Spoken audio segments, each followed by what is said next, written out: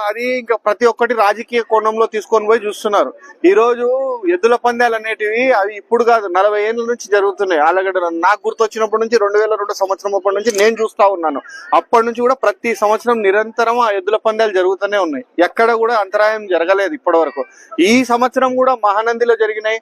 అక్కడ కూడా ఇక్కడ మంత్రులే పోయి ఓపెన్ చేసినారు. నంద్యాల జిల్లాకు సంబంధించిన మంత్రులు ఫరూక్ గారు, బీసీ జనార్దన్ రెడ్డి గారు ఓపెన్ చేసినారు. జిల్లాలో వివిధ చోట్ల ఎక్కడ కూడా ఇట్లాంటి తిరణాల వాతావరణం ఉన్నప్పుడు మనది రైతు పాయ కాబట్టి రైతుల సంబరాల కింద ఈ వృషభ బల ప్రదర్శన అనేది మనం చేస్తాం. దీనిలో యానిమల్ క్రూయాలిటీ కానీ ఇంకెక్కడ కూడా ఉండదు.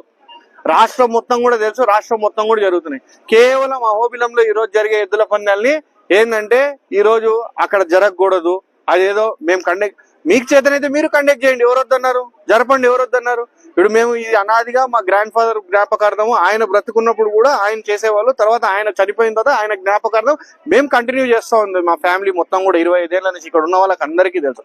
కేవలం దాన్ని ఆపాలని చెప్పి ఏదో ఒక విధంగా ప్రయత్నం చేస్తున్నారు. ఇది అంతా కూడా ప్రజలు గమనిస్తా ఉన్నారు. ఇది రైతు